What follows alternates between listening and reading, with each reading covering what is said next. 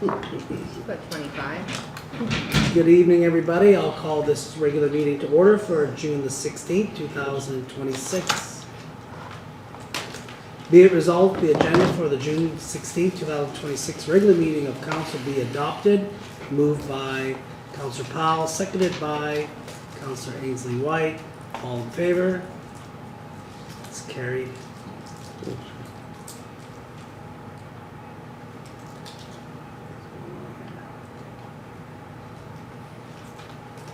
We don't have the resolution for the approval of the minutes? I thought it was there. Yeah, it was there, but it's not there. I have it. Well, do you have it? Not. Be it resolved that the minutes for the May 19th regular meeting of council be approved? No, that's all. No, you just gotta look, sorry, you're looking at the heading, just look down at the next one, your worship, You told me to read the heading. 3.1. Oh, yeah, sorry, right. Be it resolved that the minutes for the June 2nd, 2026 regular meeting of council be approved. Moved by Councillor Bobick, seconded by Councillor Duane Whyte. Discussion, any errors or omissions?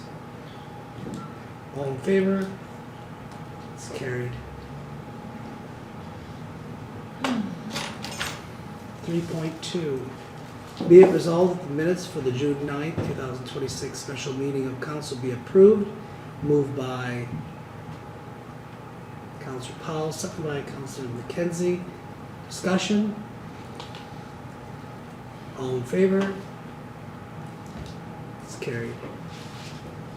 Moving down to 6.1. Be it resolved that the summary report from administration and letter from the municipality Swan Valley West regarding shared services be received. Moved by Councillor Ainslie Whyte, seconded by Councillor Duane Whyte. Discussion? All in favor? Opposed? It's carried. 6.2. Be it resolved the information package from Manitoba Assessment regarding the impact of reassessment 2027 be received. Moved by Councillor McKenzie, seconded by Councillor Bobick. Discussion? Councillor Ainslie Whyte. Can I just have a little bit of extra information on this? I'm not sure I fully... You're asked, what's the question? Well, I just don't understand what I guess we're... Dummy it down for her. Oh, you mean why are they doing reassessment? Thanks. Okay, go ahead. I just tell you, basically, they did assessments in 2026 versus assessments in 2027. It could be a combination of property values going up, it could be a combination of more homes involved, but basically between 2026 and 27, we have an increase of a little over $7 million in tax base based on property assessments. Okay. So that means that we can collect more taxes. Because the values are higher. Because there's more, so our More property and perhaps the higher assessments. Okay. tax collection is based on property values. So if the property values go up, then there's more tax collection that can be had in simple ways. And that's based on the rate that is set. Each Okay. year. So it Okay. doesn't necessarily mean we would increase our taxes, though it depends on what our rate is that we set for each budget year. Okay, perfect, that's understood, thanks. Any further discussion? All in favor? It's carried. 6.3. Be it resolved, the email dated June the 12th, 2026 from Natural Resources regarding Dutch elm disease be received. Moved by Councillor Duane Whyte, seconded by Councillor Ainslie Whyte. Discussion? Councillor Duane Whyte. I'm hoping that information will be sent to the urban forest chair. Yeah, they do the survey and then we usually get the information end of August, start of September. They send us a KML file with all the trees that have been flagged, they flag the trees, and yeah, I think in past years you've said that to urban forest as well. And then the town removes the I trees. respect it to send the results, but I think it appropriate that we let them know that it's also occurring. Oh, yeah, the letter, yeah. Yeah, thank you. Go ahead and see how Tanya. Yeah, I was just waiting for council to receive it. We'll be sending it out on our website and Facebook feeds tomorrow. Thank you. Any further discussion? All in favor? Opposed? It's carried. 7.1. Be it resolved that the Chief Administrative Officer's report be received. Moved by Councillor Bobick, seconded by Councillor Ainslie Whyte. Discussion? Questions on the report? All in favor? Councillor Bobick, do you have something? I just want to speak a bit about the accommodation tax. Do you have a question on the accommodation Yeah. tax? Okay, go ahead. So with the accommodation tax, and I see that it's going to include Airbnbs. Correct? Correct, okay. Airbnbs? Bed and breakfast.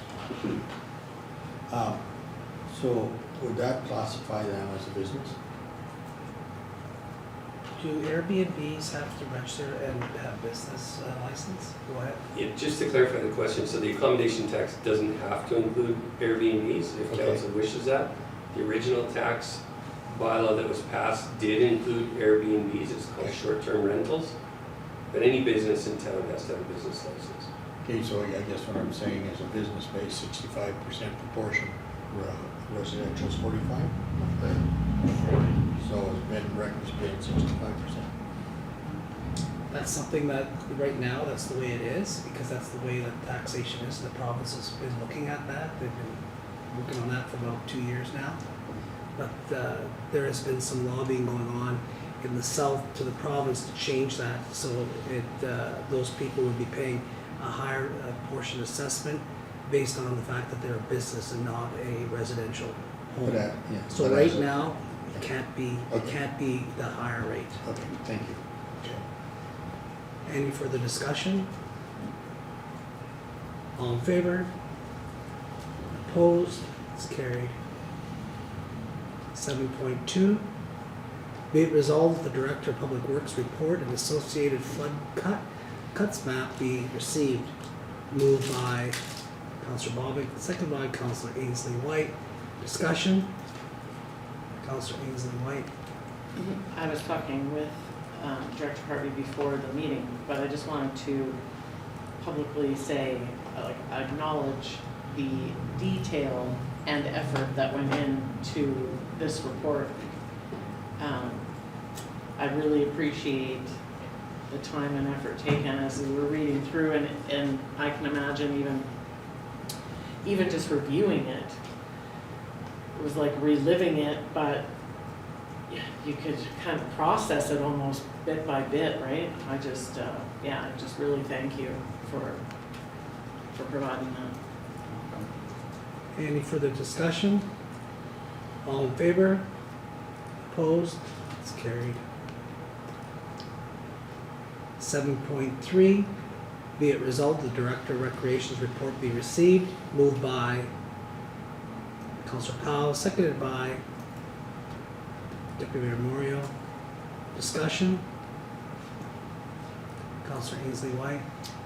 The pipe hangers, so do we have an end date in the queue, or is it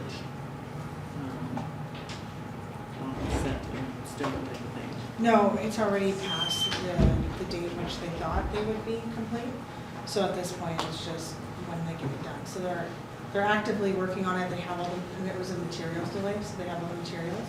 So they just finished a 10-day stint where they worked early morning till late at night, and then they're gonna go home for a couple days, and then they'll come back and do the same thing again till they're done. Okay. Yeah, Would you say they're halfway done, or how, do you? I'm not actually sure. Okay. Yeah. They said it's going well, it's a slow going process. They had to coat some of the material in a protective coating after they screw it on and things like, so there's just some steps that take some extra time, just to help prevent corrosion in the future. Well, thanks. Councillor Powell. Just a quick question on Canada Day. Is there, so we received this letter through the library that they're asking for somebody from our library to come down there and have kind of like an area for the library. It's Rita Thiessen. Oh, So yeah. is that involved with you as well? Yeah. Oh. She's our coordinator for the programming down in the park. Oh. So we were hiring the summer community coordinator.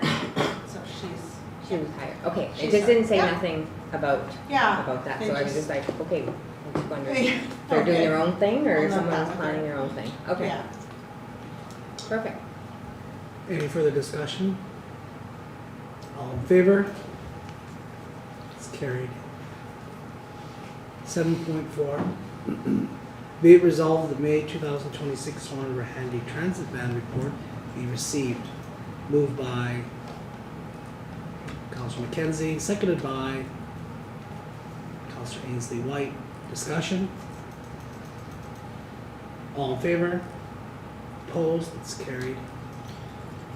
7.5, council reports. Councillor Bobick. There's nothing to report. Okay, thank you. Councillor Ainslie Whyte.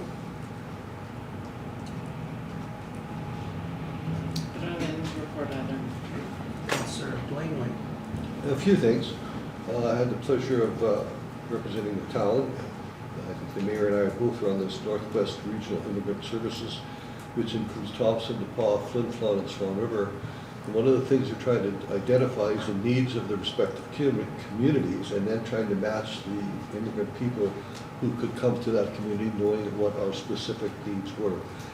And obviously those are technical economic needs, but I just keep thinking that just bringing those cultures into our community is as important as the skills. So that's moving on really well. So there's another meeting coming up, I don't remember the date. And on June the 5th, I had the pleasure of representing our council on behalf of the mayor and as the town's representative and the medical rep on the Swan River Medical Services team to bring greetings to the LPNs who are graduating. And they have to write another little exam, and it's nearly a formality. They've already passed all their exams locally. So there are 5 young people that will be hopefully staying in the valley. And it's a nice, pleasant afternoon, evening, and we look forward to seeing them working in our community, which will make me happy.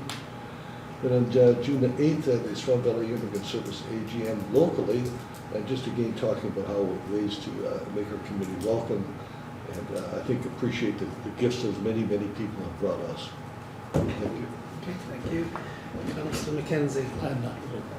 Councillor Powell. We did attend, and I apologize if I should have it written down, but we did attend the Alberta Sheriff Convention Center for that. So that was for, Forgot that one. it was for, oh my gosh. It was for the valley-wide. It was Yes. all the groups in the All the valley, groups, all the all the service teams that groups. help. And, yeah, we attended that, and it was a great turnout. There's lots of things happening in the valley with, some differential centers, so it's good. That's it.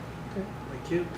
Deputy Moriaux. From myself, last week or the week before, time's slow, His Worship and I attended the FCM conference in Edmonton, which all I can say is like, wow. It's an impressive trade show. All the selection, it's like an a la carte of presentations and speakers that you can go to versus AMM where it's basically 1 or 2 and then you're rushed to go there. This is a lot more like leisurely, but a lot more geared to an a la carte type setting, and very well coordinated, and a lot of networking with our neighboring provinces and fellow Manitobans there. And if you ever get a chance to go, I highly recommend it. So, and I guess in the last few days, just helping out and local ratepayers, and that's been affected with the flooding. With that, and my back is starting to recover from those sandbags picking up. So kudos to all the people that came out to do the sandbagging, and but also to help pick up the sandbags and everything in between. But man, those young kids as young as 13 years old are chucking sandbags better than I was, and I was like, oh my God, I'm out of shape. But, and that's all I got. Okay. Yeah, for me, the last 2 weeks of the highlight has been definitely FCM as far as committee reports go. FCM, my second FCM that I was able to attend, we had made some inroads with a few mayors. I spoke with the mayor from Winnipeg, mayor from Thompson, and the mayor from Portage Prairie, and the mayor from Brandon about the needle distribution and our advocating on the government changing and maybe listening to our plea as far as retractable needles and a needle exchange program and so on. So we got some support there that we're working on with them all except Portage Prairie. Still got to kind of nail some of that down with the mayor there, as well as the breakout sessions and all the other things that they take you to, and you can learn a lot about. We've learned so much about AI. My head is just like, I wish they'd almost dummy it down a little bit because it's like so much information, and I was sending that information to our CEO about AI and how that's going to change communities and municipalities and all that. So I found that to be really interesting, and I know that there's some more talk about that in the next little bit. And as always, the networking with our, whether it's ministers or if it's other legislators, that we have an opportunity to bring our concerns and share and find different things, different ways how to do things and accomplish things. We talked about grants, applications, and how to go after more grants and kind of get our foot in the door with some things that we feel that we haven't been so successful with. And so, yeah, it was a good convention. There's far more than that. The trade show, we learned a lot about some things that council will learn in our next COW meeting, but on cameras and how they set up cameras in communities. And we found some pretty interesting things about that. They also, some of the lighting that perhaps that we can use in the park, that I was kind of hoping forward to meet there. Hopefully we would have seen some of that, and we did, and a lot more. So anyway, I'll just stop it there because I'm going to run out of time. But I'll share more with everybody in the next little bit when I can. So then moving on to 7.6. Be it resolved that the report dated June the 12th, 2026 from the Chief Administrative Officer regarding the Next Generation 911 NG 911 Authority Service Agreement be received. Moved by Moriaux, seconded by Councillor McKenzie. Discussion? Go ahead. CEO Tewnion, I read the whole briefing note and stuff like that, but what was the sticking point that AMM was concerned about that looks like it's potentially been resolved and now that they're recommending that municipalities sign? I can't say for certain what it is, Deputy Mayor Moriaux, but I know that AMM was telling us to hold off until they had further consultations. I don't want to guess what it was. Okay. And I feel bad because I should know that answer and I can't remember, so I'll find out too and I'll advise everybody. We'll find out on Thursday, Yeah, but exactly. I read that whole thing and it eluded me as to what the concern was. Obviously, it's resolved. I know from our perspective, it was just about sort of like we were kind of being forced to sign this agreement before we never had any input from some collaborative effort. Like if we're going to be forced to sign something, is there costs involved? What are the repercussions? So we kind of sat back and let AMM deal with the province, and then we were doing the advice after. Yeah. Okay. Councillor Ainslie, why? Because the option of a 10-digit emergency number freaks me out. That would be atrocious. If we had to go to a 10-digit number for emergencies, I just can't imagine that. Yeah. Go ahead. We still currently have 10-digit. Any area that doesn't have 911 is a 10-digit emergency number. Right. Swan River still has its current old 10-digit emergency number that automatically call forwards to 911. Oh, really? I didn't know that. Interesting. I didn't know that either. All right, any further discussion? All in favor? It's carried. 7.7. Be it resolved the report dated June the 12th, 2026 from the Director of Recreation regarding the award of an RFP for arena construction management be received. Moved by Councillor McKenzie, seconded by Deputy Mayor Moriaux. Discussion? Go ahead. Since we got Clayton Mahalchuk here, maybe it'd be prudent for him to maybe just give us the highlights of how we went through the selection and go from there. Yeah, I think we can do that, maybe like a 5-minute thing, if you can. Yeah, I don't even think it'll take that long. Okay, so come forward then. It's hard to hear back there. Yeah, I know, sorry, I shouldn't be yelling at you, but. No, it's okay. Just trying to follow along in the minutes here. So you were just discussing. Yeah, if you can get, kind of summarize what you could tell us about the selection or the, how you come to this. Okay, well, Danielle will be able to provide the sheet if anybody wants to see. Just a quick overview, I guess. It went really, really well. Just with, it didn't go exactly how we planned with who we thought was going to bid, but the ones that did bid, we had 4 bidders. And the proposals that came in were really well written, really thorough, gave us very valuable information, which is another point of why we wanted to do construction management, right? So the proposals that we received budget information from all 4. We received schedule information from all 4, and just different thought process on how to proceed type of thing. Danielle gave us all the scoring sheet, which made it easy for us to tally up the points to be able to calculate it. And the best part was it was very easy to come up with the solution. It wasn't down to 1 point for one or the other. There was a clear winner or successful proponent, we'll call it. Yeah. And from what we can read, it's $0, so it's kind of a no-brainer. Okay, go ahead. If I can just add to that, yeah, we all kind of scored it on our own, and then we chatted about kind of some pieces, components out of each proposal. And when we were reading our results out, for the most part, we were all very close in scoring just independently. When everybody was very close, so we just took, of course, the averages of those. But it was amazing to see how, in so many categories, that we all kind of came to the same conclusion. There's 280 pages to read because each proposal, they varied from 40 to 60 pages of information that each one of them presented. So there was a lot to go through. Absolutely. It worked really well. We sat there, went through it, and because they were so well done, it wasn't hard to evaluate them.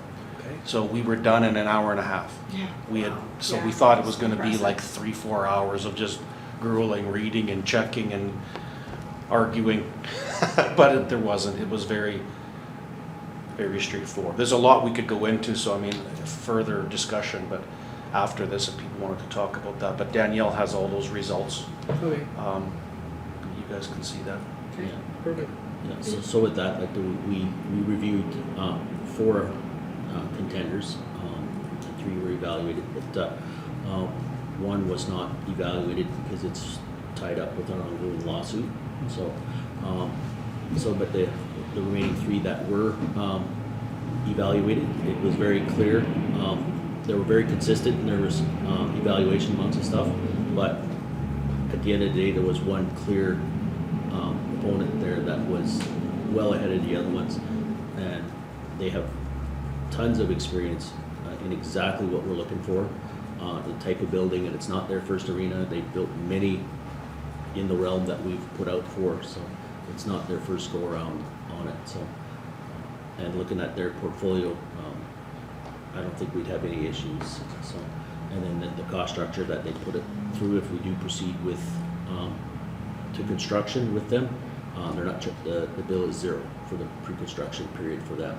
So, as you see in the report, there's different options in that, but if we do proceed to construction, 0. So, but taking that into consideration, we also, if with their hourly rate, that if we didn't go with it, we evaluated it that way also to make it fair, and they still came out above everybody else.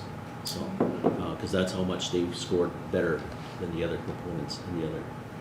So, but Yeah, so it's a very clear cut decision from the evaluation committee. We were pretty much unanimous, or we were unanimous on that. So despite scoring independently, some of us were harsher all the way through and some were more lenient, but the scores reflected that all the way through, that everything was consistent, and at the end of the day, it was a unanimous consideration for it.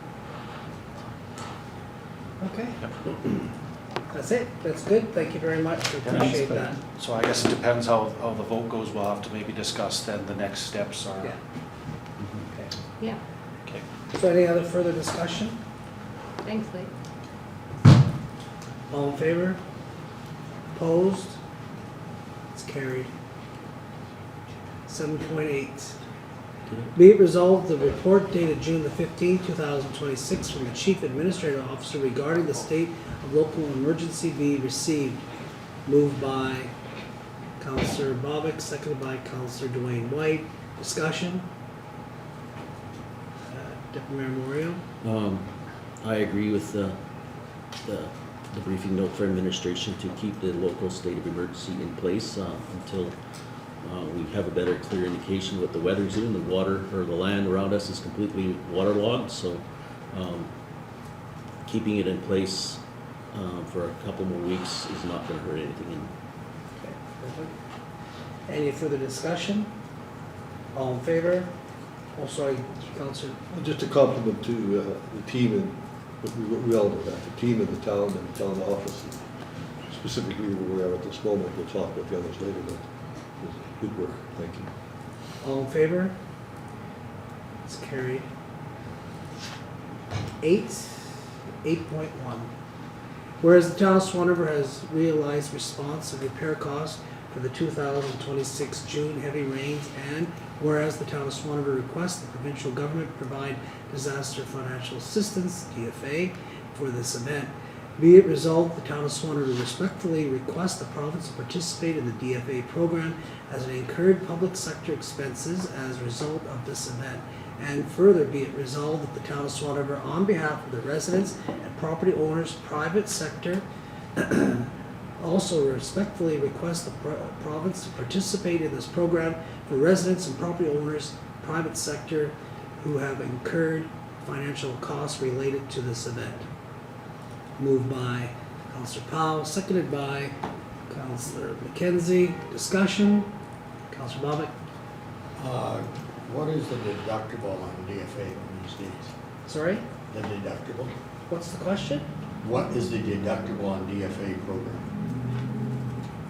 I don't know if it has to do with the resolution, but if I don't know the details of how the DFA works. I think it's 20% is what the deductible is, but how exactly it works, I'm not 100% sure.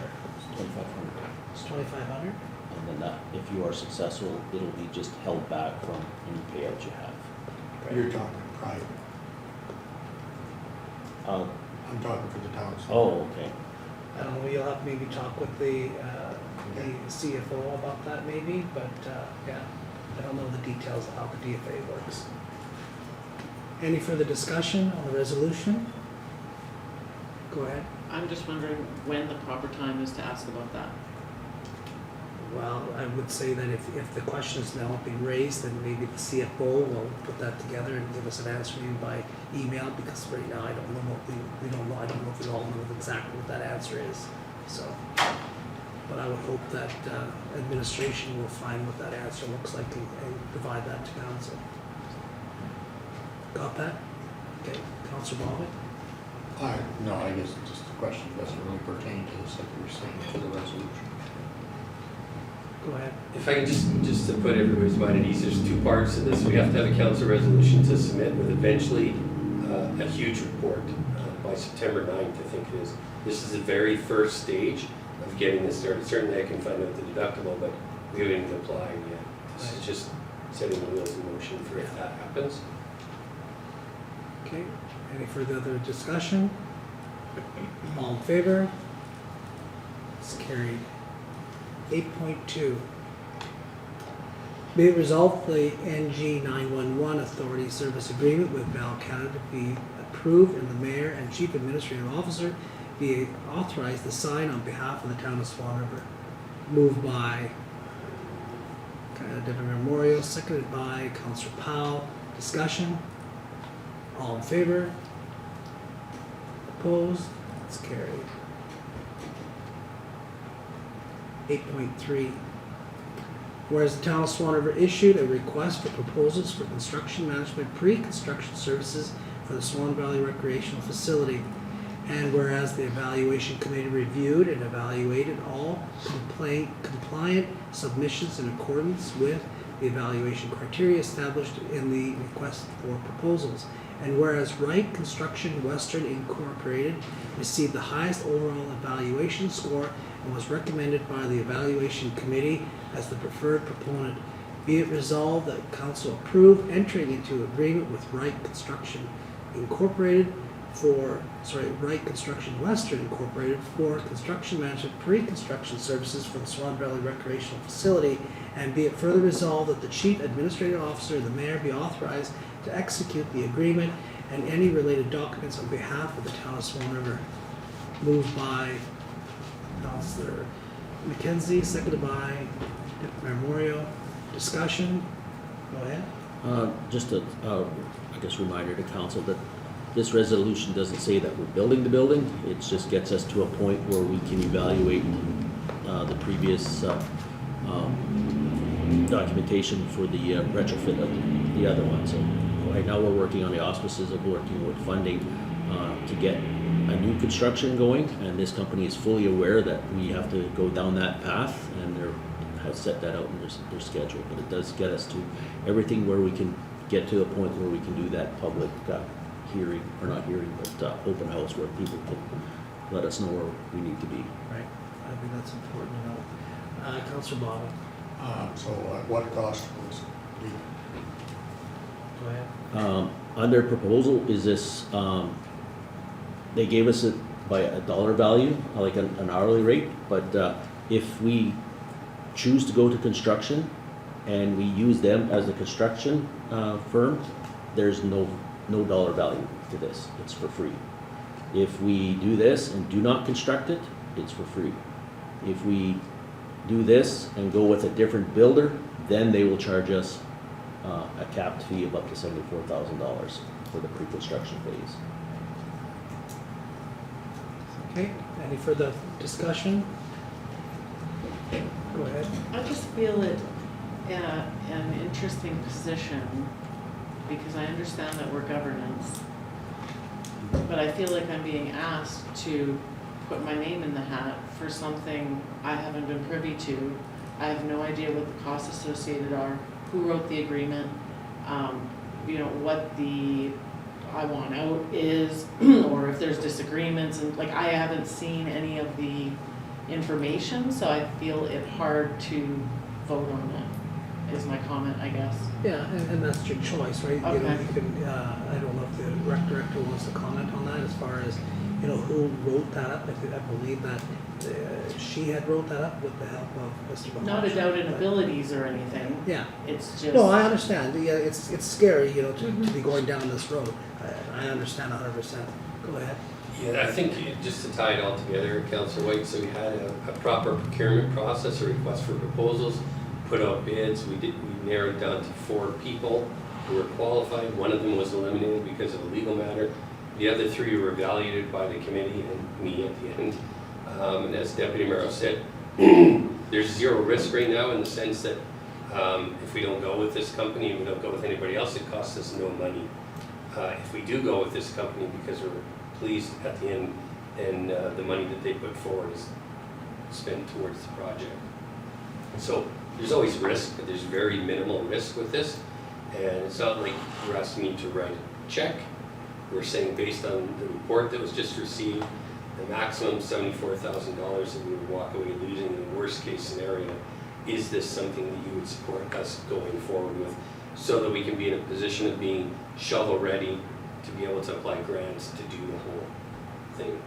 Does that help at all? Yes, it does actually. Yeah, and I think that's the biggest part of it because, I think the last intake of the grants that we were trying to go after, We didn't have a project to show to the federal government that, hey, we're ready to go.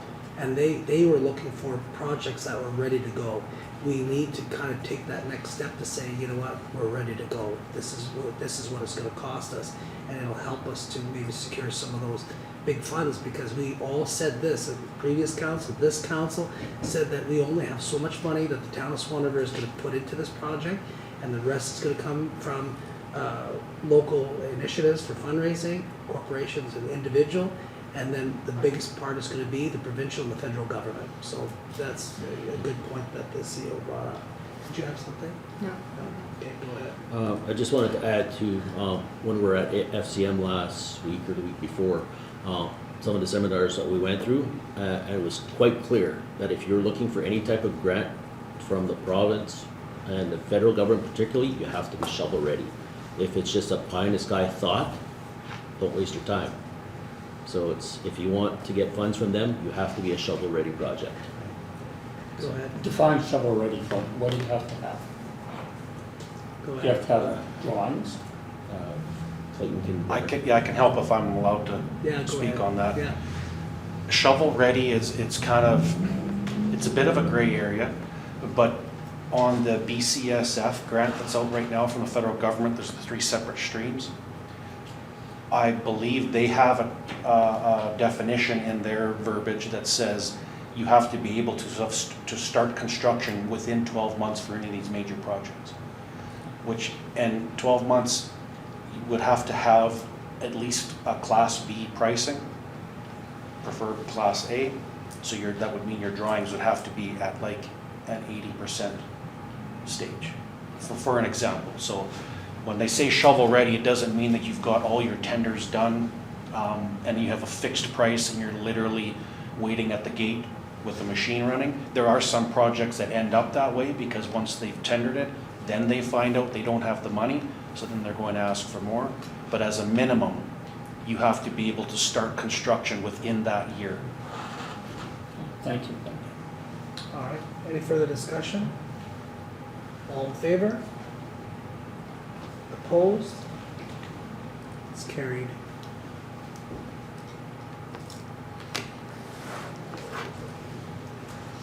Eight point four. Be it resolved that the landfill tipping fees be covered for residents of the town of Swan River for the disposal of materials directly related to recent flooding. Moved by Councillor Bobick, second by Councillor Duane Whyte. Discussion? Go ahead, Councillor. So McKenzie. flood damage materials that are collected, it doesn't have to be sorted like normal, is that?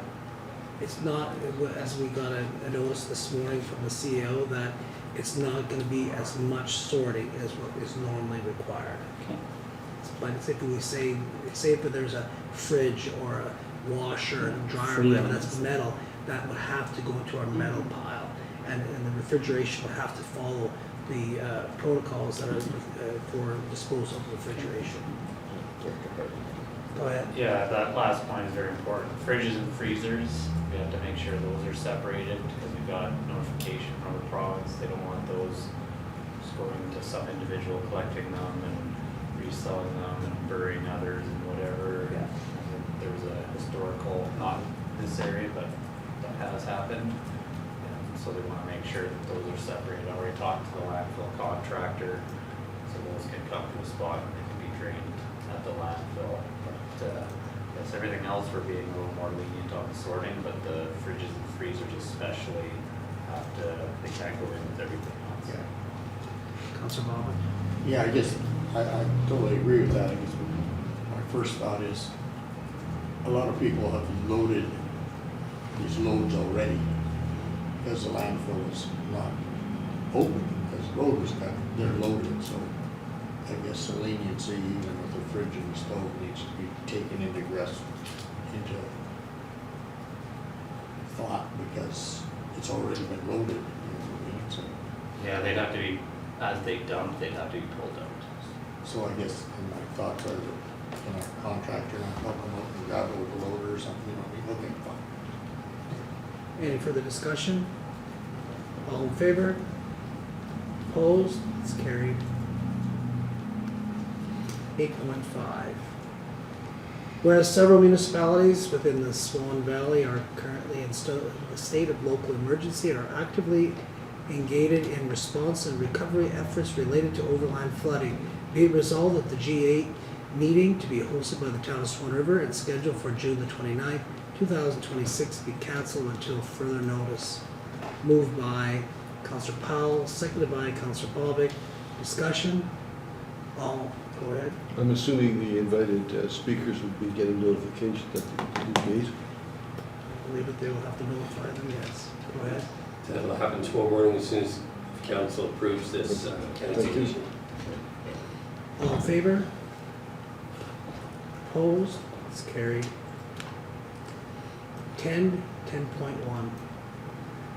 Whereas sections 365(2) of the Municipal Act provides that council may in any year designate the immediately preceding year or any earlier year as the year for which properties, the taxes in respect of which are in arrears for the year, and must be offered for sale by auction to recover the tax arrears and costs. And whereas section 372 of the Municipal Act provides that a municipality may set any terms or conditions for the sale of a property to be sold for taxes, and may set a reserve bid in the amount of the tax arrears and cost in respect of the property. Be it resolved, the town of Swan River place a reserve bid on each property included in the 2026 tax in the amount of tax arrears and cost owing in respect of the property. Moved by Councillor Powell, seconded by Deputy Mayor Moriaux. Discussion, Councillor McKenzie. Just a question on this process. Can I bid on a tax sale profit as a councillor?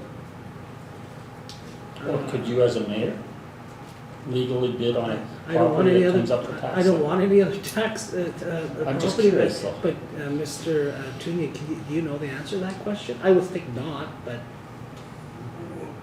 I don't have a black and white answer, but anytime you're involved in a conflict of interest, you have to excuse yourself. So if you felt it was a conflict, you'd have an obligation to excuse yourself. That's a good hypothetical question, Councillor McKenzie. I don't know if I know the answer. I believe the Municipal Act states that any member of council of the municipality is forbidden to participate in a tax sale. You can participate in a tax sale in a different municipality, but within your own, I believe you're prohibited by the Municipal Act. CO Tewnion, if you can find that out and maybe send that out to an email to us, just so that we know that we should not be going to tax sale to be buying any property. Sounds like Councillor McKenzie's looking at buying some property. So. No, I'm gonna become a slum landlord. All in favor? Opposed? It's carried. 10.2, be it resolved that the following accounts be received.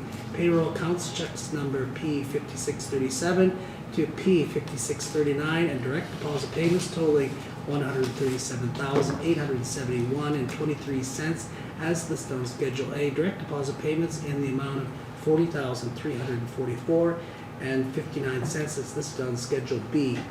Moved by Councillor Bobick, seconded by Deputy Mayor Moriaux. Discussion. Councillor Ainslie Whyte. So if we have somebody that does something in Swan River, a company, a business that supplies something that we need, and we can get it cheaper somewhere else, we're obligated to get it the cheaper somewhere else? Is that, did we talk about that at some point? Or would we always default to purchase from our own town? I don't know how that pertains to this, but I'll let the answer be. Go ahead. To answer the question? Yeah. Yeah, it doesn't, Pan. Sorry, I think it's called the Pan Pacific. There's a trade agreement between the Pacific provinces, at least. Anyways, I'm going too far into that. It doesn't matter. You can't base it on the lowest price. You have to base it on the lowest price. Locality can't come into factor when you're making procurement decisions because of that agreement. So we're forced to purchase something cheaper out of town if that option presents itself. Correct. Okay, that's what I understood. Okay. Any other discussion? All in favor? Opposed? It's carried. 10.3. Be it resolved that the following accounts be approved for payment. General accounts checks number 33,920 to 33,973 totaling $442,301.24 as listed on Schedule A. Direct deposit payments totaling $62,982 and 52 cents is listed on Schedule B. Direct deposit payments totaling $860 is listed on Schedule C. Moved by Deputy Mayor Moriaux, seconded by Councillor Powell. Discussion. Councillor Powell. The only thing, have we got the dump truck yet? It arrives, sorry, Go ahead. it should be arriving next week. This is to have a check ready so that we get it, we do the inspection, and then we hand over the check. So we hold on to the check, we don't send it out, but when the truck shows up, that's when we hand over the check. Perfect. Any further discussion? All in favor? It's carried. 11.1. Be it resolved that bylaw number 1, 2026, being a bylaw of the town of Swan River to establish a rate for police protection as a special service for the town of Swan River for the years 2026 and 27, both inclusive, be read a third time and be passed. Moved by Councillor Powell, seconded by Councillor McKenzie. Discussion. This is a recorded vote. All in favor? It's carried. 11.2. Be it resolved that bylaw number 2, 2026, being a bylaw of the town of Swan River, to establish a rate for the following special services: fire protection, street lighting, street cleaning, sidewalks and boulevards, ditches and drainage, recruitment, retention of medical professionals, snow removal and dust control, road maintenance and reconstruction, and emergency measures for the town of Swan River for the years 2026 and 27, both inclusive, be read a third time and be passed. Moved by Councillor Duane Whyte, seconded by Councillor Bobick. Discussion. This is also a recorded vote. All in favor? Opposed? It's carried. Just want to confirm, is that one abstaining? Councillor Ink, you didn't Yeah, I'm vote? abstaining. So- Okay, and so that's carried. 11.3, be it resolved that bylaw number 3, 2026, being the bylaw of the town of Swan River, to establish a rate for the collection of residential waste and recycling material as a special service for the town of Swan River for 2026 be read a second time. Moved by Deputy Mayor Moriaux, seconded by Councillor Bobick. Discussion. All in favor? It's carried. 11.4. Be it resolved the bylaw number 3, 2026, being a bylaw of the town of Swan River, to establish a rate for collection of residential waste and recycling material as a special service for the town of Swan River for 2026, be read a third time and passed. Moved by Deputy Mayor Moriaux, seconded by Councillor McKenzie. Discussion. Councillor McKenzie? Have you heard any kind of a time frame, Your Worship, as to when the province is going to take over this? No, they're still talking about, I don't know if administration has heard anything more on that, but I know that they were talking about it, at the AMM, but, no, we still don't know anything more than what we knew, Okay. a month ago. So we're still working on it. Any further discussion? Deputy Mayor Moriaux?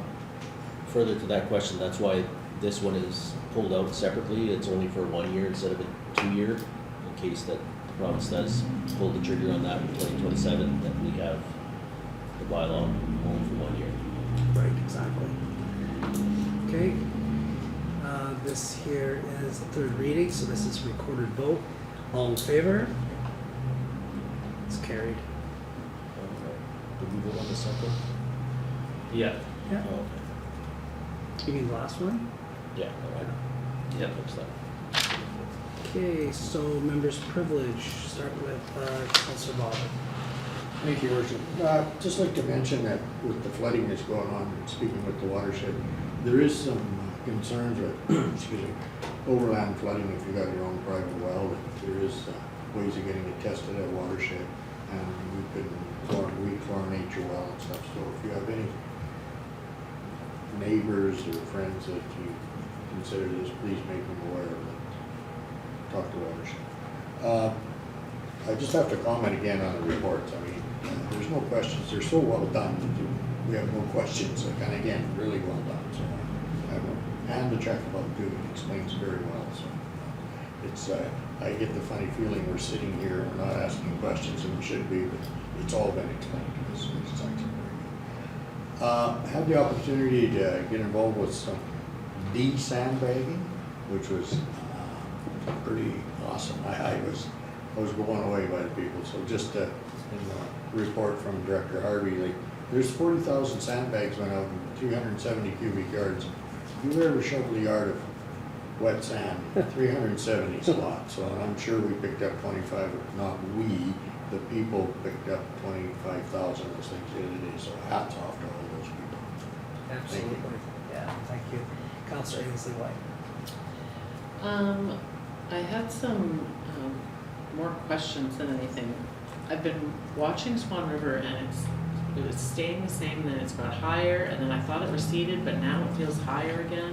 Is there a reason, or is it gonna continue to get higher? Is there something else we're anticipating? Does anybody know anything about that? So Harvey, you guys are keeping an eye on the river?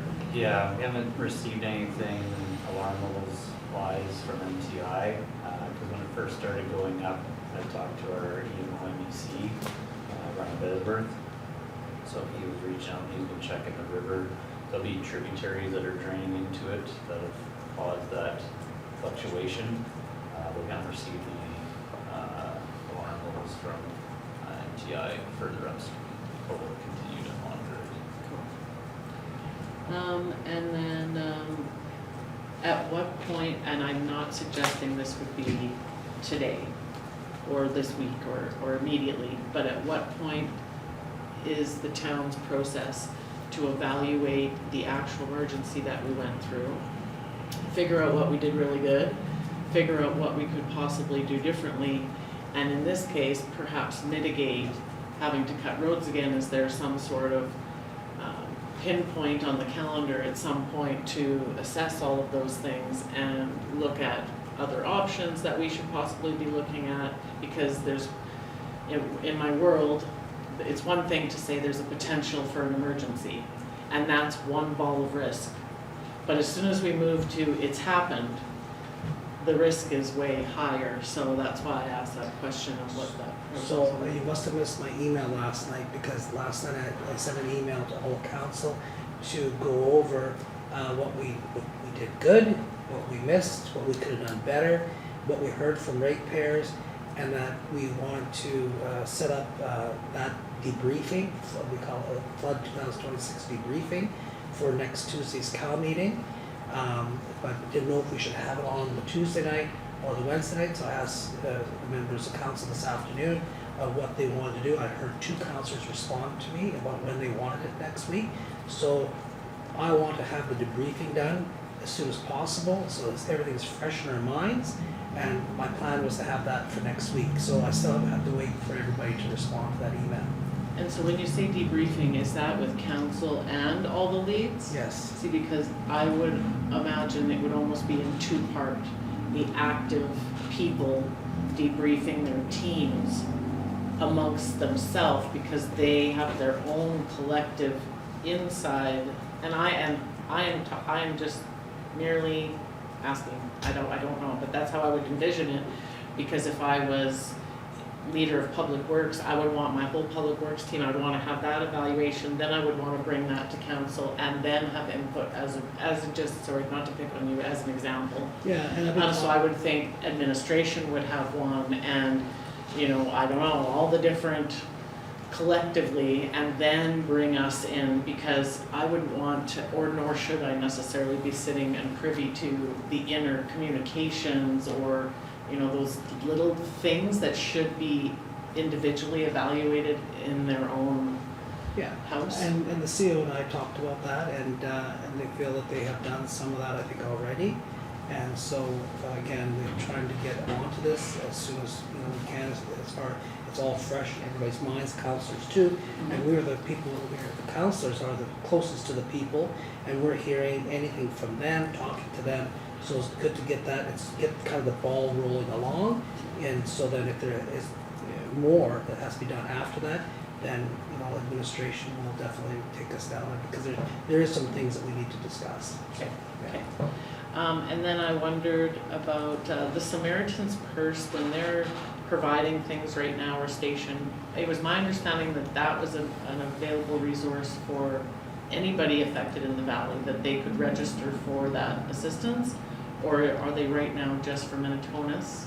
I'm not aware of how that worked. I don't know.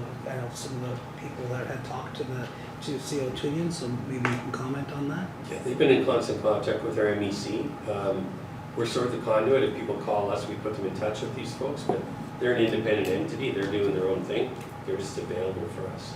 So whether they actually reached out to folks in Swan River, I don't know, but I know that we've been keeping folks in touch with them. I just feel that would be something to publicly advertise. Here's the phone number, because for the, I've learned, it sounds like from what I've heard, they'll even come in and provide sanitation of anything the floodwater touched, and that's for people that don't have insurance. And I just think that's something that needs to be shouted out for, because I didn't understand, I understood that it was funded solely from donation, and that they weren't, although they were stationed, of course, in the most serious area, where the most need is, that was for anybody in the area that they could be helping. Yeah, and CFO Tewnion and the administration did post that on social media to the public, to a way to contact them. And I was looking at that, and I actually even took that and I shared it on my own social media, and I shared it with some of the people that were really badly affected, including some of the people from Swan Valley West on our west side of the town. So I believe that we've communicated that fairly well to people, and I did that personally to some people that I knew that was affected far worse than some others. Okay. Yeah. And then my last question is with the recycling services. I didn't see a note come forward of when that's gonna be happening again. Did we have any, did I miss it? I The think that box was, out on my street. yeah, I today, think so- that came Oh. up, there was communication on Okay, recycling I wondered too. if I missed it. Yeah. I wasn't sure. Yeah, Okay, so we're back in action? yeah. Okay, awesome. Thank you, that's it. Okay, sounds good. Thank you. Councillor Duane Whyte. Well, Oh, sorry. If I can just Mr. follow Harvey. up to the last thing, so the residential wasn't affected, and commercial they're catching. Got it. Okay, I didn't understand that, even the beginning part. Okay, thank you. Councillor Duane Whyte. I just think that, I hate to say individual names because there were so many names.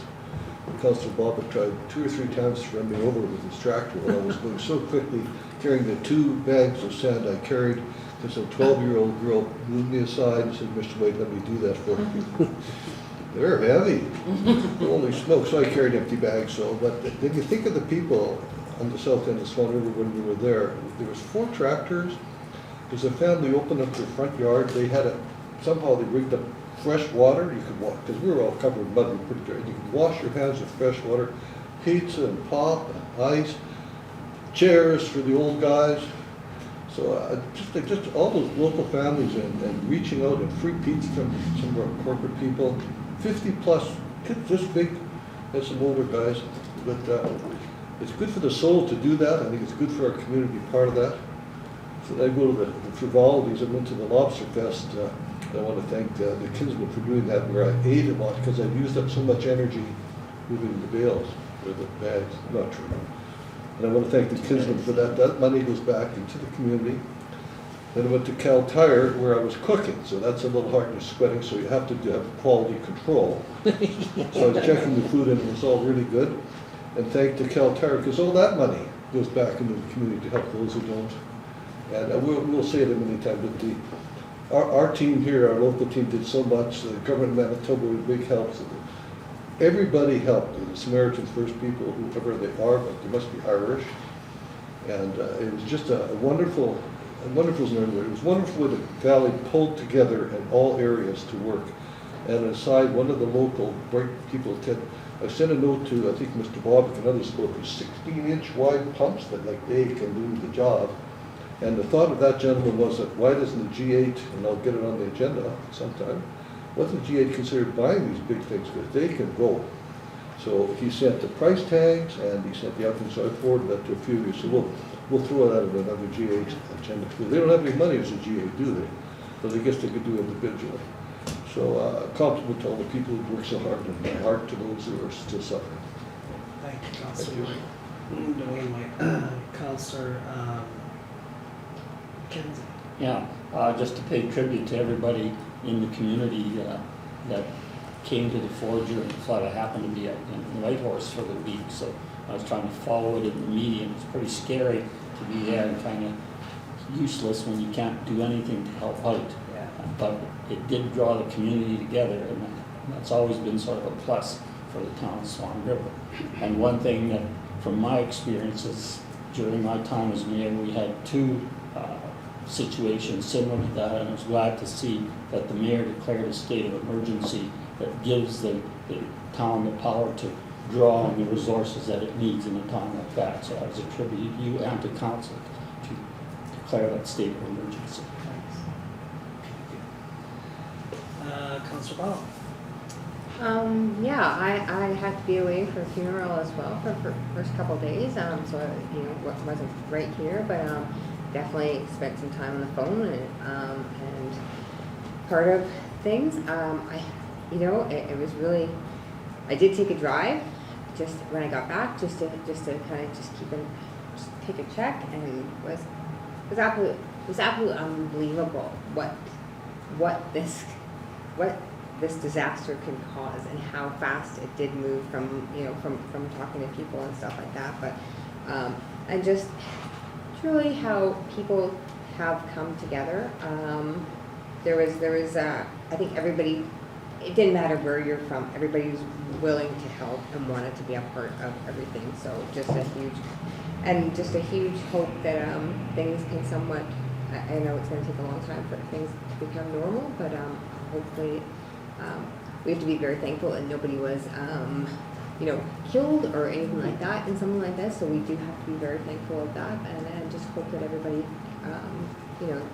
it's going to take time, but at some point we get back to normal.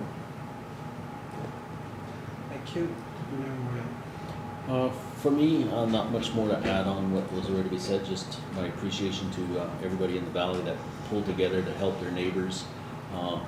Some people were not affected and others were greatly affected, and everybody stepped up in their own capacities to help out where they could, but also keeping in mind that life must go on, and there's people have businesses to run and jobs to go to and things like that. So even in the town, even though we were dealing with the emergency, other aspects of the town had to carry on. Life will get back to normal. It may take a little while.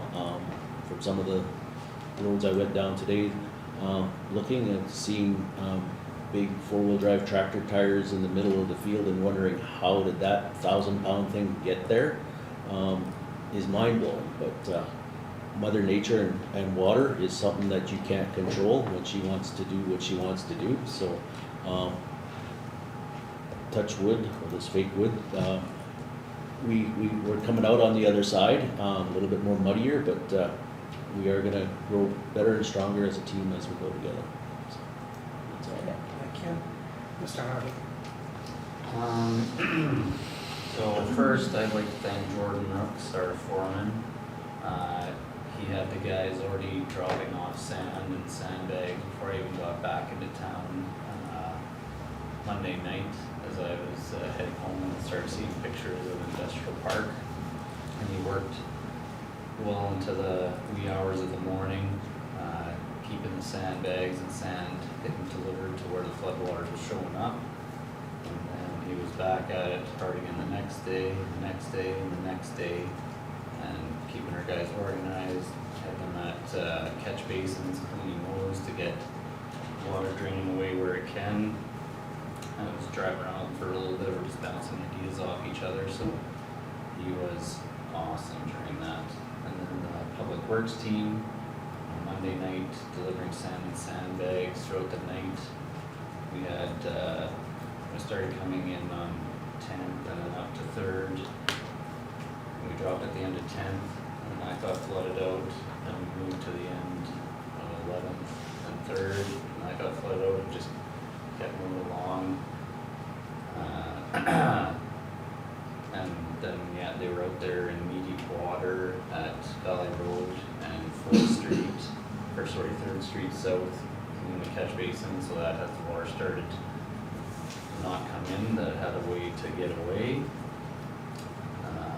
For motivation, we were out, I guess this was Tuesday night, looking at the RM Road, discussing whether we should try and cut that. And our mechanic was out there because he was driving truck as well, delivering sand, and the foreman. And we're discussing it, and just those guys are awesome. Motivation, we had a long night, and yeah, don't wait till tomorrow, let's get it done right now. And we got permission from our CAO, permission from the RM. And so we got that cut done that night, and then Wednesday I came in, drove up 10th, there was water there, and but then got to Spruce Street and it was dry. Thursday went dry, and so that was another 12 hours of drain. So thanks there. Chicken Chef, they delivered chicken pizza to Public Works. Chris Arthur with OFC.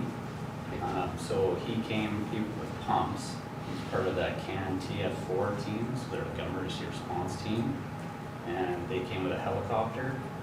So they arranged or allowed us to have flights so we could see the damage and then assess the effect of the cuts after.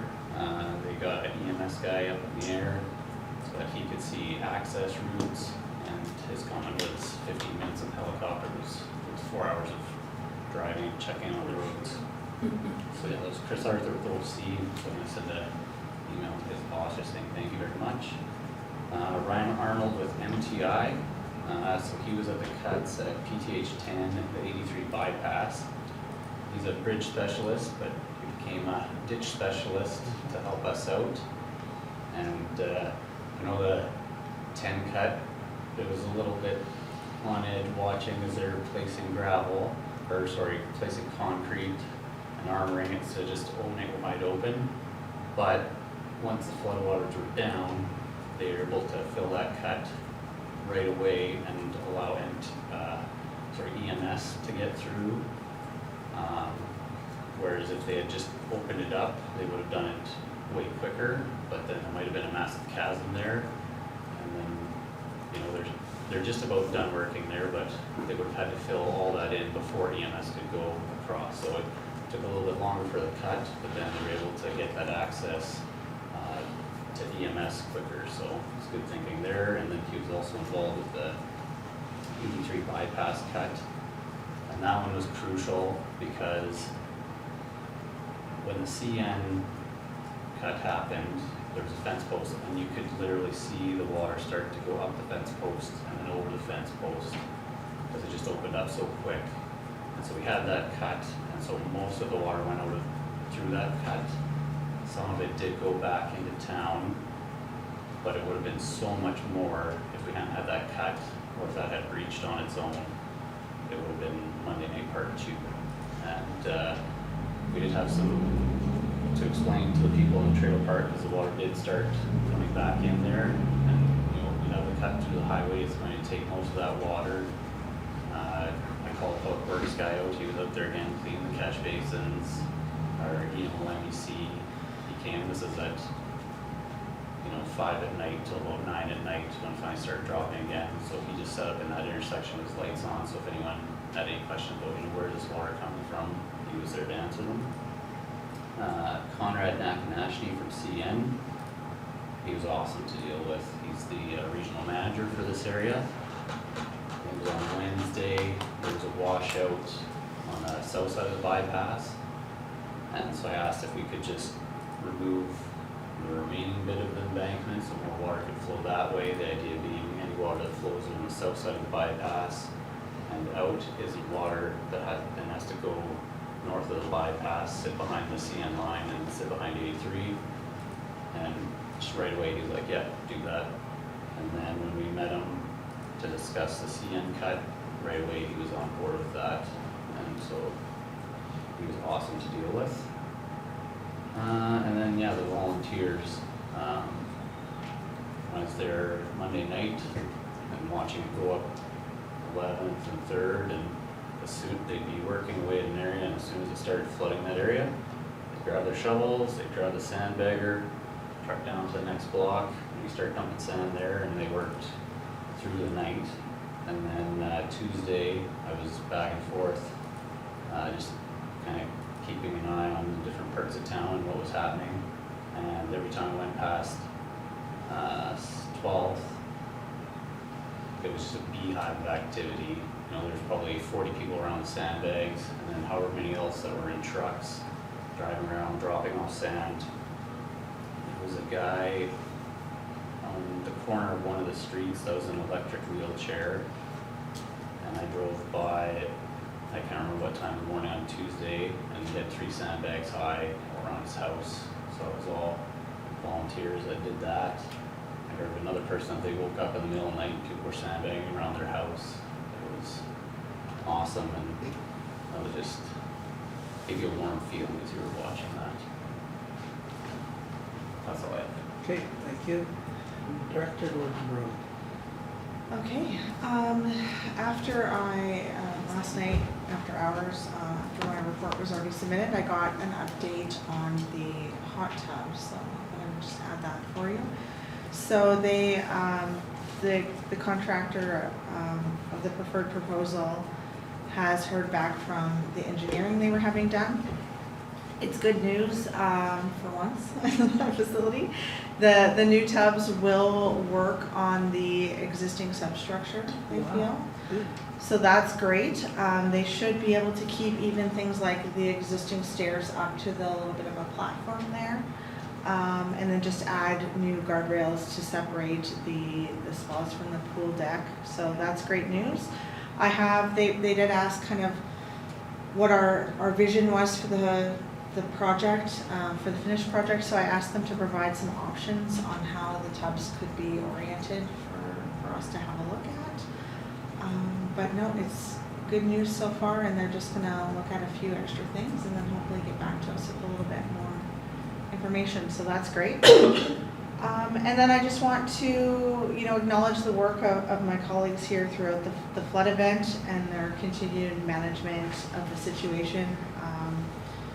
This is my first time on the inside of such a thing, and it was really impressive to witness just the calmness and the coordination that was happening. And I have to say, this is one of those times that I'm very happy to be in recreation, so not public works. Thank you. Go ahead. Just one last thing, Councillor Bobick mentioned the volume of sand and the number of sandbags, and so I just typed it in. 370 cubic yards of sand is 473.7 tons. So that's how much weight the volunteers put out and removed. Maybe someday after we do our briefing and all that, maybe we have to do like a fact sheet and say fact, what we went through and all that kind of data and information that would be interesting to hear. I have to believe they're a lot heavier when they fill up with water. Absolutely, they would be heavier with water. You guys put them on when they're empty or dry.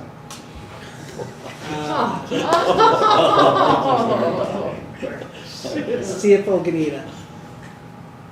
Yes, I have several items. Firstly, Samaritan's Purse. My understanding is that the Swan River base of operations would be at Temple Baptist Church parking lot. And I thought it was supposed to be this week sometime, but I haven't seen them there yet, so presumably they're focusing on Minnetonka's first. Yeah. Oh, for sure. Yeah, they need a lot of help in Minnetonka's. Thank you. And oh, sorry. then with respect to who's allowed to bid at the tax sale,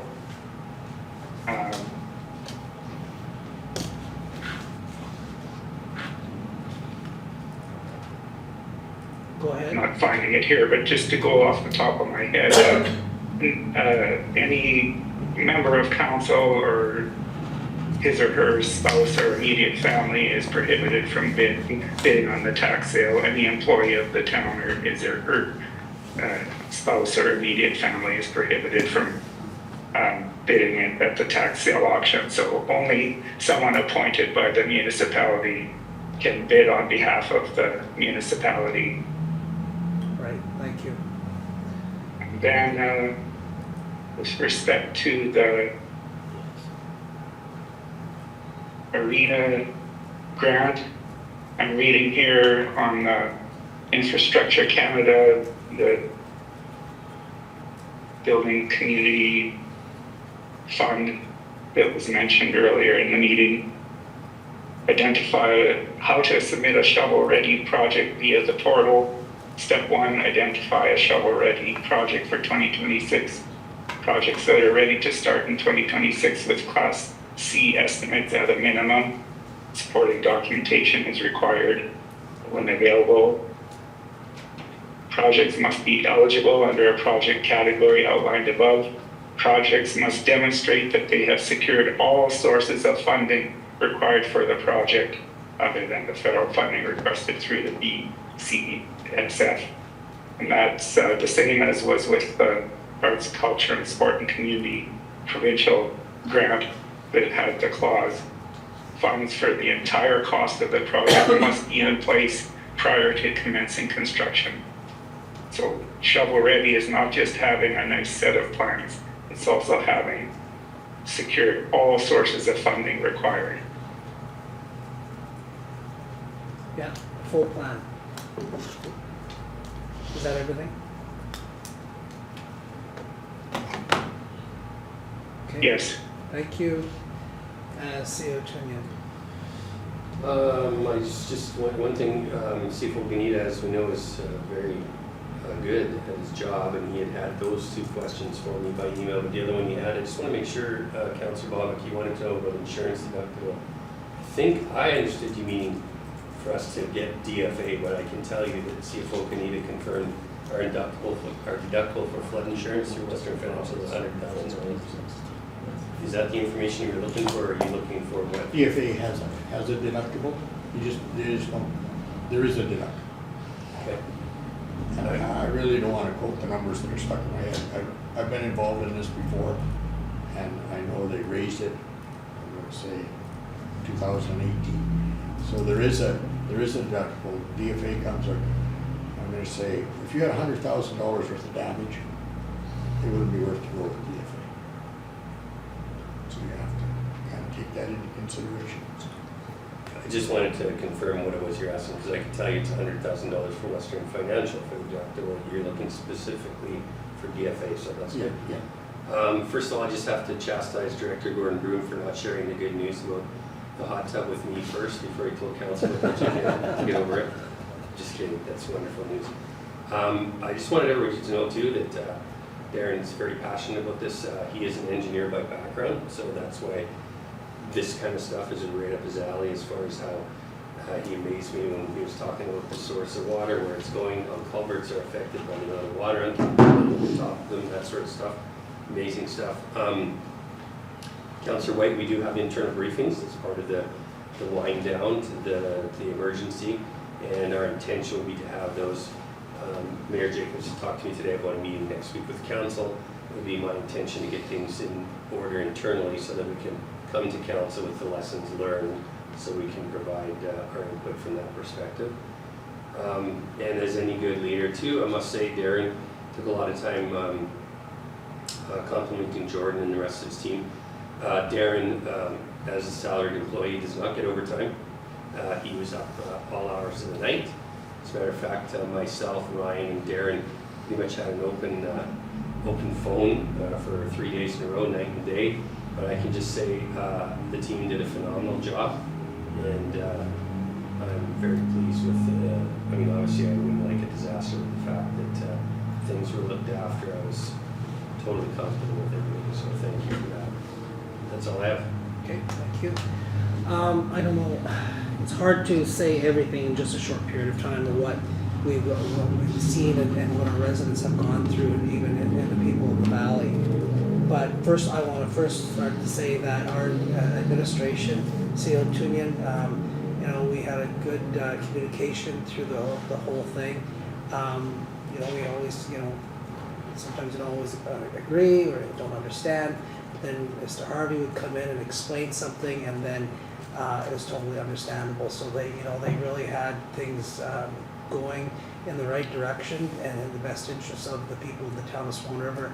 And we should be very grateful that we had such a good team that was working on our behalf and our residents. I don't know where to go back, but when people were asking me on that Monday afternoon, are you worried? The press was phoning me, saying, are you about flooding? And I go, the river is stable. I don't know where this water would even come from in the town.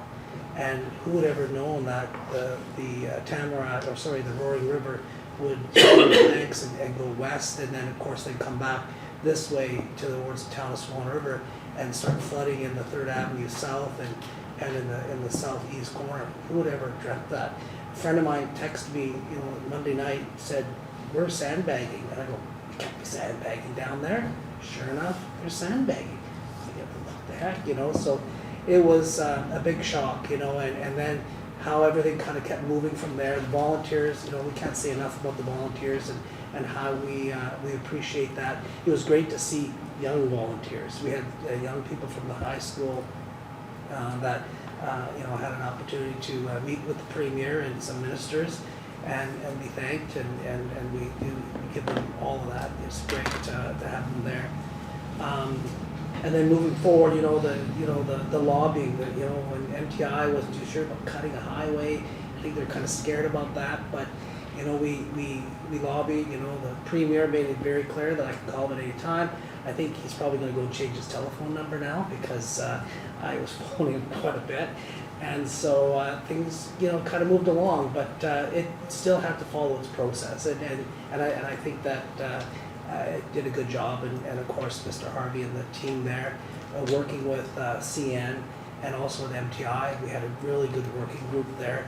And they understood the importance of what we were trying to get done. And it was unprecedented. We'd never seen this before, so we've learned a lot. I'm sure there'll be a lot of documentation about this event for the town of Swan River and beyond.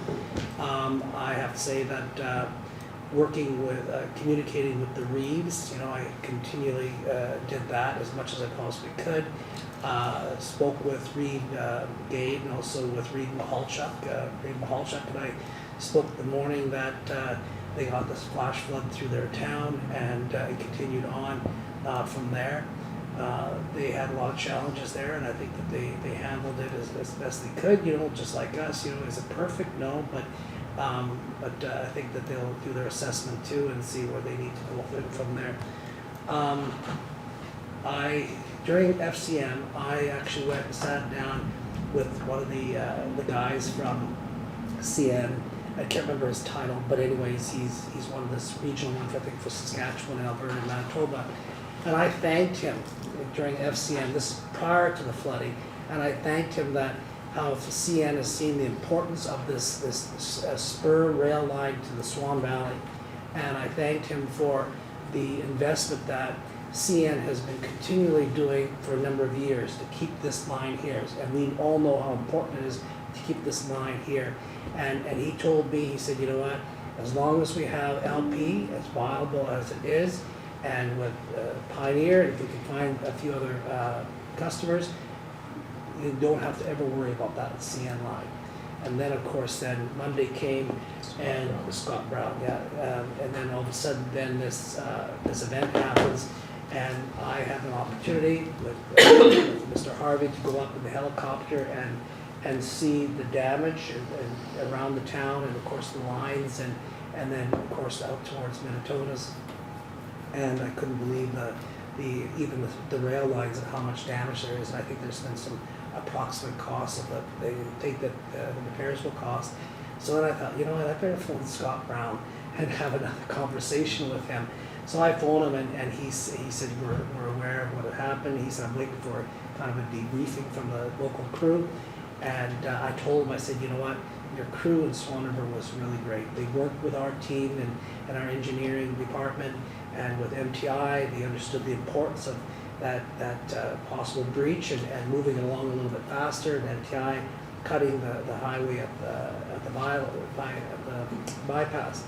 And he was happy to hear that. He thanked me for giving them that.